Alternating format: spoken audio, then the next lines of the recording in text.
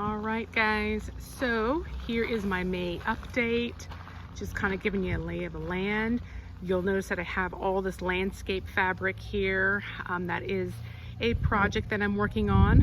I want to create a butterfly garden in that area so that as we sit on the patio, we can kind of look out and enjoy some of the plants there as we look out here as well.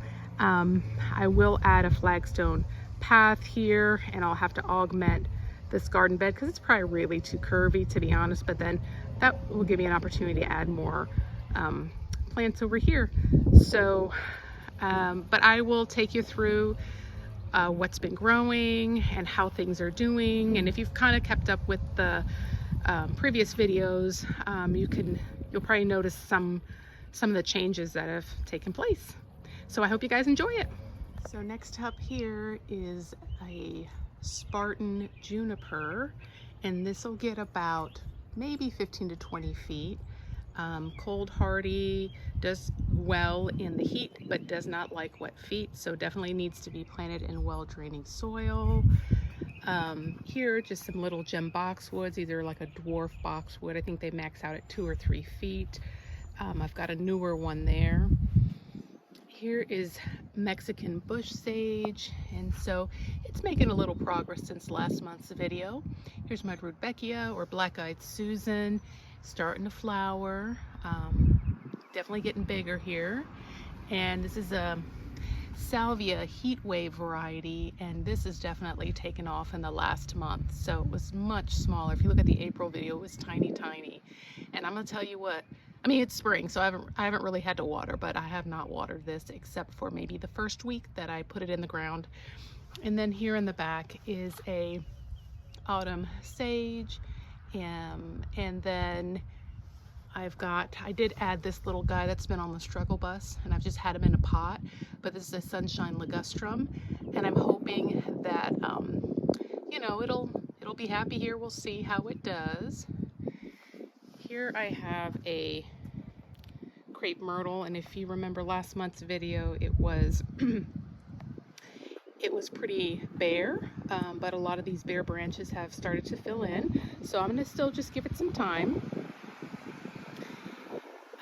I did add some more Angelonia here. I just had 3 initially, but I kind of added these guys in the back just to sort of fill in that space a bit, and these will bush out quite a bit.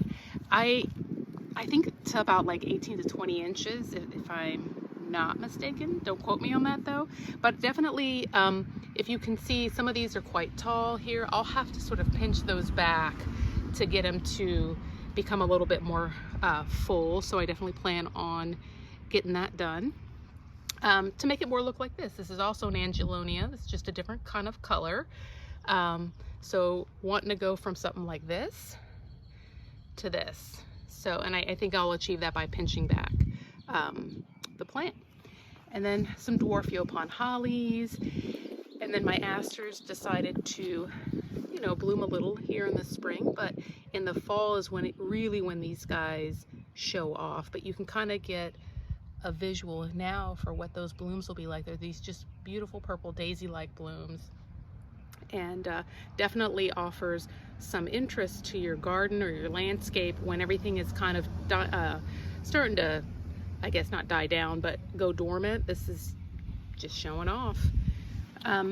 Here's a Gaura. Again, I don't know if it's Gaura or Gaura, so forgive me if you know and I'm just butchering it, but definitely I haven't done anything with this. I've not watered it. I mean, again, it's spring, so I haven't had to do a ton, but just goes to show that if you pick plants that are well suited to your area, it's just so much less work. So I can't stress that enough. So here in Texas is definitely one of our native varieties, and so pretty, lots of color there, so it doesn't have to be boring. I've got another crepe myrtle here, also starting to fill out.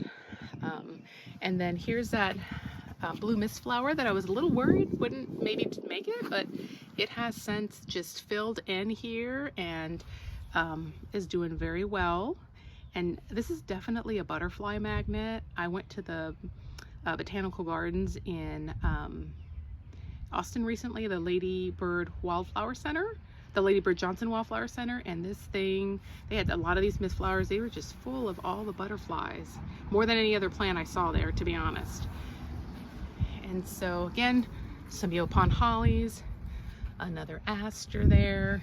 I added this Esperanza, and also not one I'm doing much with. I mean, I think I watered it the first week that I put it in the ground, but since then we've had a lot of rain and I've just left it alone. And so it's doing its thing, and it's just full of blooms. Another Gaura here, not doing much right now, but I think in the first season, I've noticed this with the other ones I've had, they just kind of, at least so far, they didn't really do anything. So will it turn more into something like the pink one we saw earlier? I'm not sure. We'll maybe not this season, but maybe next season. So we'll see. And then here's another black-eyed Susan. Definitely has taken off, full of a lot of blooms here. And I wanted to share something that I've done with my crossvine here. So it's planted there, but I want to train it to kind of climb this wall. So it's this 2-story right here, but and really the wind wasn't letting it do that. I mean, it's self-clinging, so it should cling, but the wind was just blowing it everywhere. So what I did was, I don't know if you can you guys see, this is something called a brick clip.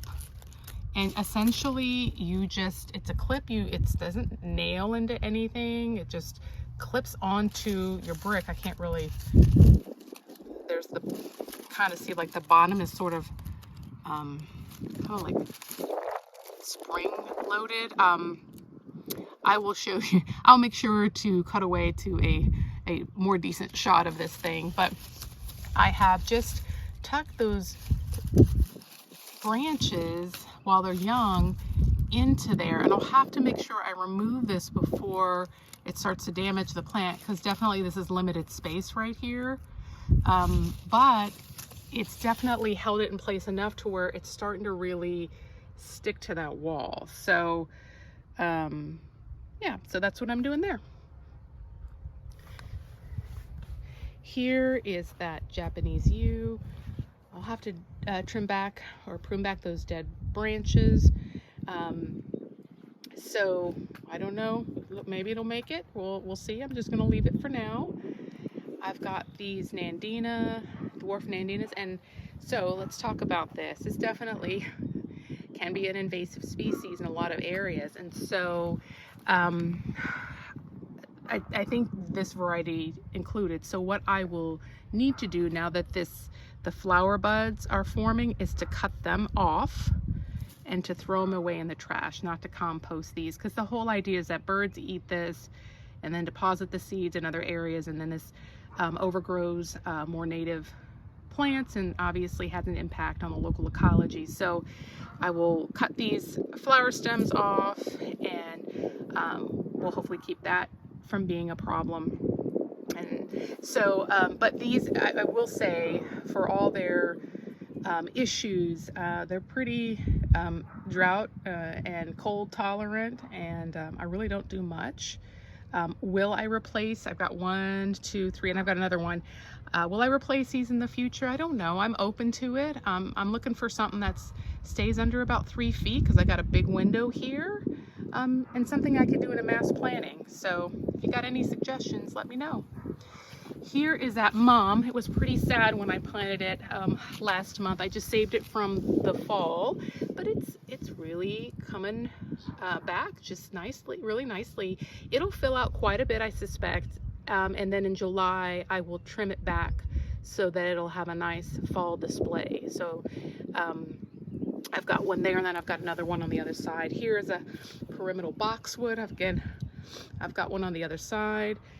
Here is that tick seed, coreopsis, I think is the scientific name, and it is just so pretty. I love all that red, kind of red orange, and then just the delicate foliage. It's just kind of a nice contrast to some of the other foliage, so keeps it interesting. I've got another one there, but this one has been lazy. I'm like, where are my flowers at? I mean, I got nothing here. So if there's something I don't know about tick seed, maybe like I don't know why it wouldn't flower, but if you know, let me know in the comment section. Again, another perennial boxwood, another another dwarf nandina. Again, you can see those flower spikes that I'll have to remove. Another Japanese yew.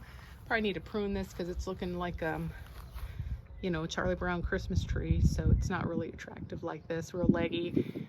I have a Gulf Moly, and I think that'll continue to fill in, and by fall when it really shows off with its nice pink blooms and flowers, it'll I think it'll be quite full. So this is a golden unimus, and I'll have to, I don't know, I was thinking like something was going to happen on these branches here because I kind of saw these buds, but I think that's not the case. I just need to cut those off. And then I've got these guys here, and I always forget the name of these, so I will make sure I put it in the video here, but those are doing great, and they can be evergreen, but if we have a hard winter, they tend to die down, but they've come right back. And then I've got a Texas sage here, and then I've got an acanthus right there, flame acanthus, and then another autumn sage, and a little rock grouping here with some more Angelonia that I need to probably pinch back a bit. So I'm hoping that'll kind of all fill in so that those rocks seem more nestled into the landscape. And then I have a V formation of dwarf yaupon hollies, and then I have a Nelly R Stevens here. This spot, I'm looking to put something here, and I just bought I think it's called a Zexmenia, and it's a very drought hardy plant native to Texas. Stays I think under about 2 feet, but can get quite a pretty decent spread, full of yellow daisy-like blossoms. So I think I might put that there, so we'll see. Okay, and so to give you the big picture, you can kind of see it like this. So still, you know, need to add some things to fill in, but I'm going slow because I'm not great with the spacing, and you'll see here in the backyard that I've got a lot of things that are probably sitting on top of each other with other things being really widely spaced out. So I need to work on that, and so I'm just going slow. And then of course there's always money, you know, you got to make sure you're not going broke trying to do this, but I could, I'll tell you that. So there is the front landscape here, and you kind of can see it just goes around the corner here to the garage and then where we started. All right, so this is the area around the fire pit. I've got some pyramidal boxwoods and some sunshine ligustrum kind of on repetition here. Here is my Sasquatch with 2 tiny garden gnomes on it.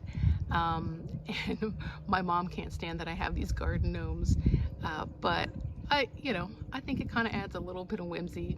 But if you're watching this, Mom, love you. This one's for you.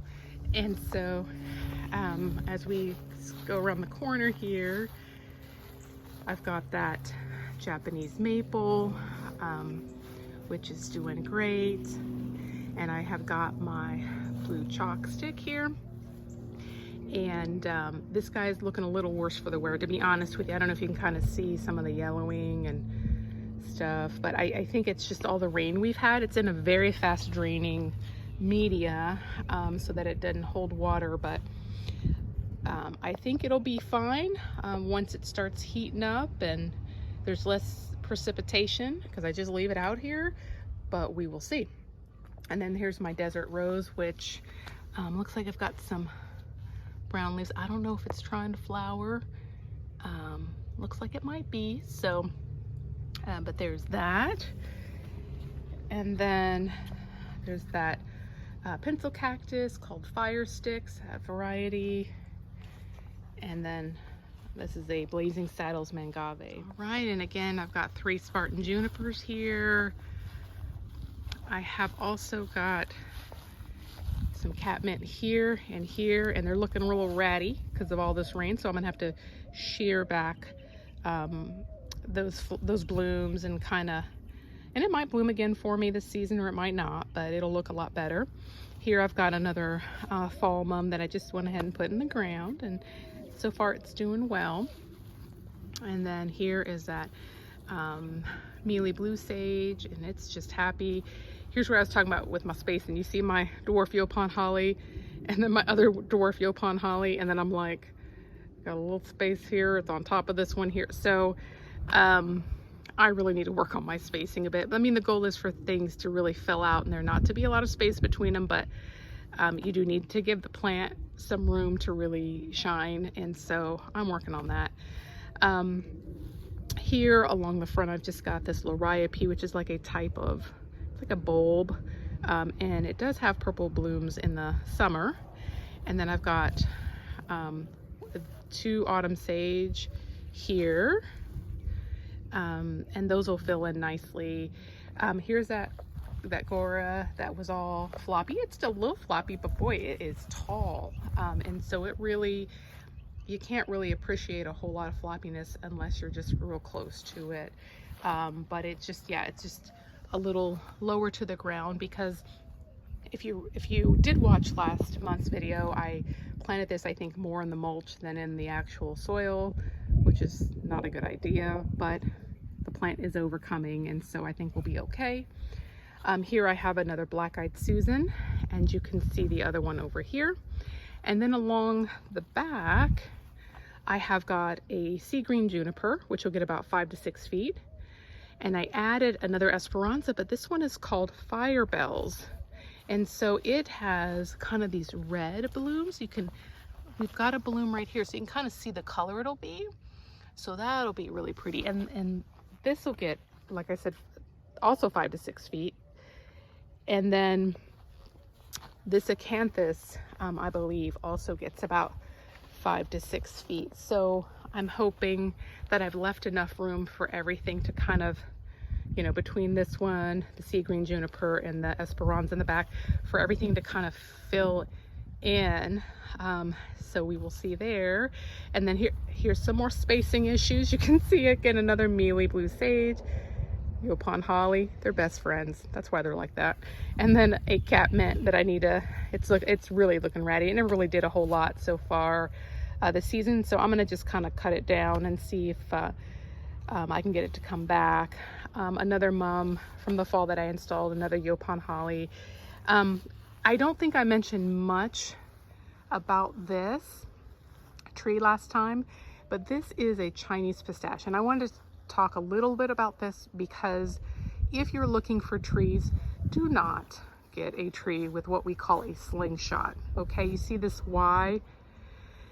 This can potentially be an issue later for this tree, because I mean there's so much weight on this side and then so much weight on this side, it'll split the trunk, or you know, and essentially there goes your tree. But I don't know what I was thinking. I just didn't know any better. Okay, I just bought it. I thought this is what I want here, and I do believe this is a Texas native. I'll double check and I'll make sure I put that on the bottom of the screen. But when the foliage comes in initially, it's deciduous, but when the foliage comes in the spring, it's a beautiful bright red, and it turns again kind of a red in the fall. This tree also has some bar branches here. That's where the branches kind of come out on, you know, both sides of, not the trunk, but this main branch, and that's not great. And then I've got, you know, I got like 1, 2, 3, 4 coming all from this section here. So I'll have to really prune this tree to kind of fix some of that. There's that forest pansy, which is again a type of redbud. And then there's another redbud, so eastern redbud and western redbud here.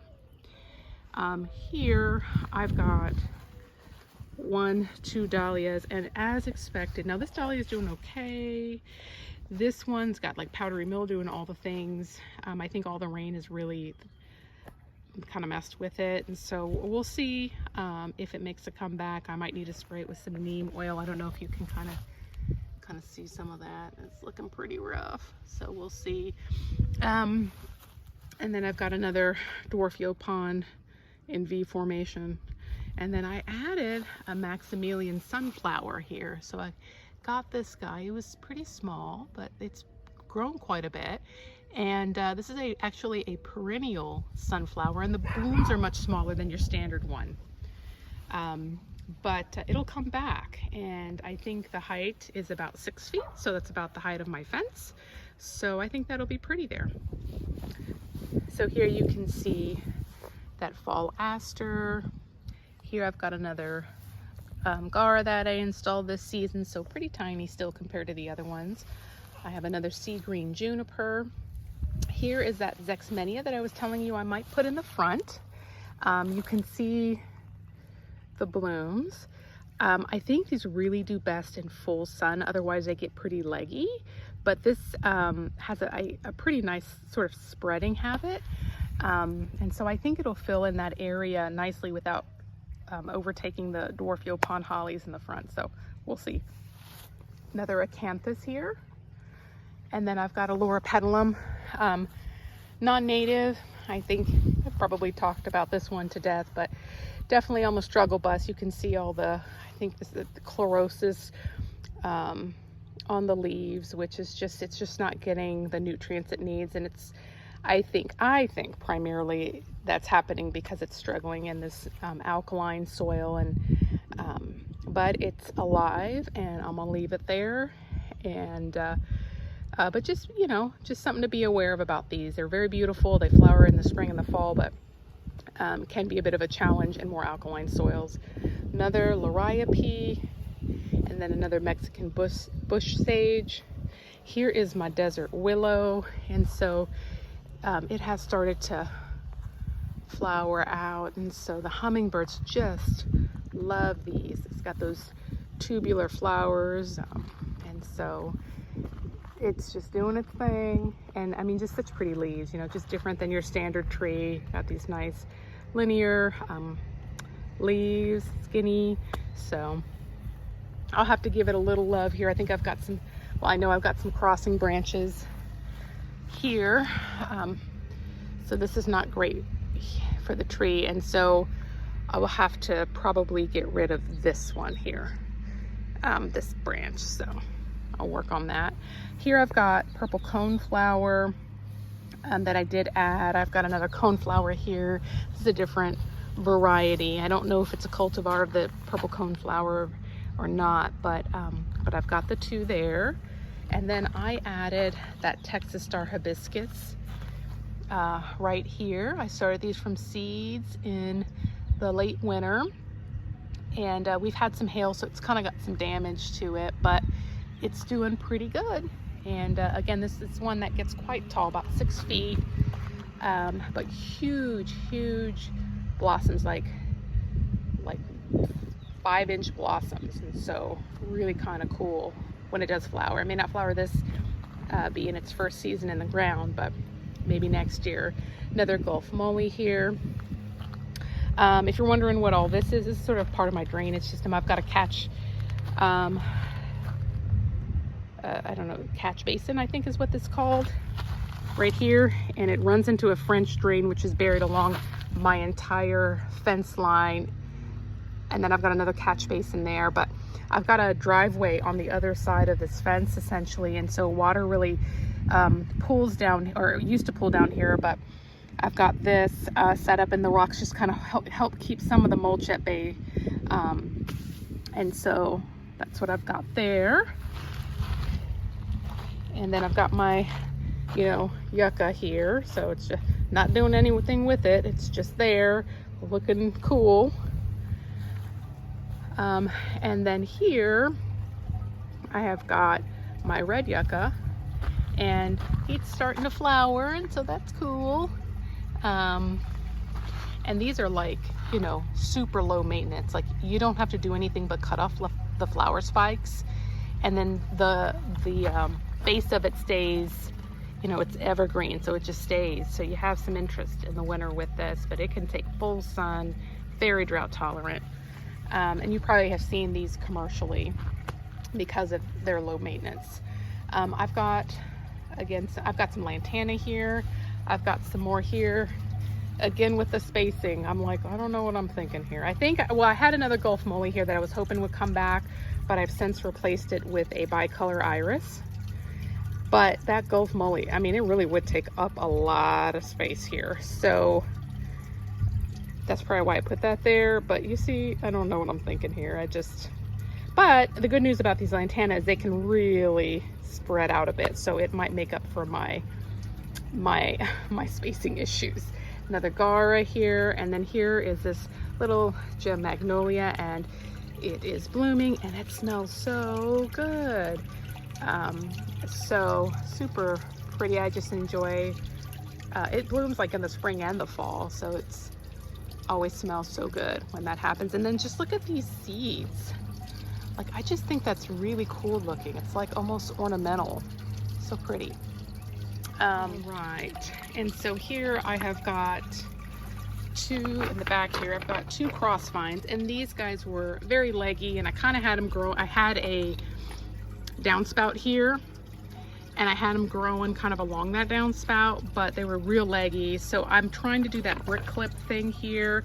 This time, because their branches are bigger, I didn't want to put them in here because I'd split them. So I just kind of gently tucked them here. I mean, they can move if they need to, but not enough to dislodge, because again, I'm wanting this to kind of grow along this wall and this wall. So I had to kind of chop them back a bit. Then here I have a camellia, non-native. From what I understand, they really don't do great in our alkaline soils, but when I put this landscape bed in, I tilled in a bunch of peat moss, and so I don't know if it's just doing okay because of that. I think that peat moss can, or that organic material can sort of help acidify the soil, or maybe I'm just got lucky, I don't know. But I've got one there, and then I've got another camellia right here. So I have got a Bellini crepe myrtle, so this will only get like 3 by 3 feet, and so it's starting to fill in. I just added this Turk's cap right here. I had some Japanese forest grass that was not doing well, but you can see all the yellow leaves, and I don't know, I just like literally a few days ago, I don't know if this is maybe some transplant shock or what, because it didn't have all these yellow leaves when I put it in, and so I'm hoping it'll bounce back. I've not overwatered. I heard these are real sensitive to that, but if you have any advice, let me know. And then I've got the whale's tongue agave, and then I have a chili patine here, and you can see it's these tiny little flowers on it. I don't know if I can get it into focus here. Kind of see that, and then it gets these chilies, and they turn red, and the birds like them. So, but you can use them too. You can put them in recipes and stuff, and so they tend to do very well in the shade, and this area gets a lot of shade, and that's why I've put them here. And so yeah, so here you can kind of see this guy. He's got some of the red chilies and stuff on him. So here are a couple of new additions that I'm not sure where I'm going to put them yet. This is called a bat face flower. I'll put the name of it in the video. And then I've got this other guy, and I picked this up from the Lady Bird Johnson Wildflower Center in their plant sale. It's called a Cherokee sedge, and so really kind of cool plant, native, and so offers a little bit of texture variety. Just not sure where I want to put that yet. And let me walk you back. Here is my garden. Now listen, I'm gonna tell y'all something. You see these beautiful green broccoli plants? They look good from a distance. I mean, they had a little hail damage, but as we get closer, you'll notice something. There's like no broccoli heads, okay? And we are in the beginning of May, and so I think this might be a total loss for me. There's something I did wrong. Not a one of them has a head on there. So, you know, looks good from a distance. I sort of feel good about myself looking at it like this, and then I'm like, you ain't got nothing to eat. So this was kind of a bust. So if you have any ideas on what may have happened, let me know in the comment section. I did start these late winter in my greenhouse.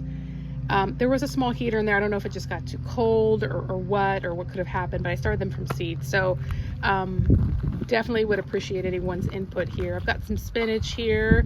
Looks like I got one that did really well, and then I got a whole bunch of them that are bolting and stuff. And so we'll probably just need to go ahead and harvest and eat this before it gets too hot.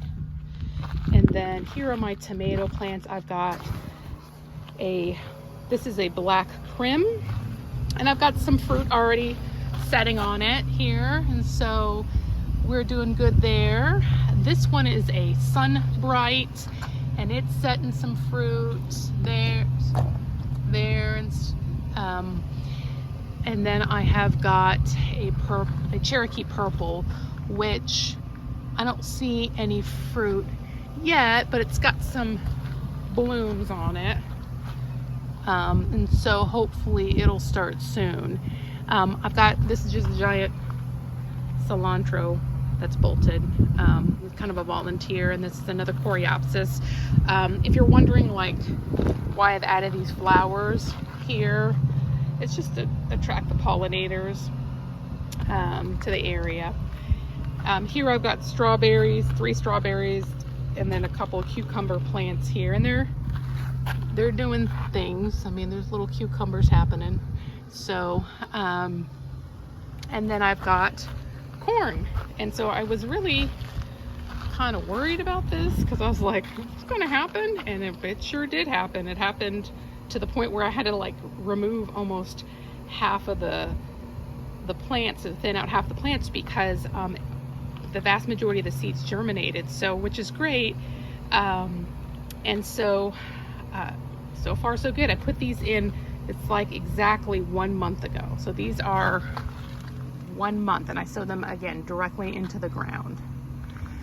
More cucumber here, and then I've got this cucumber trellis here, so that hopefully the vines will grow, and then the cucumbers hang off on this side, and then you can grow maybe some more shade tolerant veggies under here.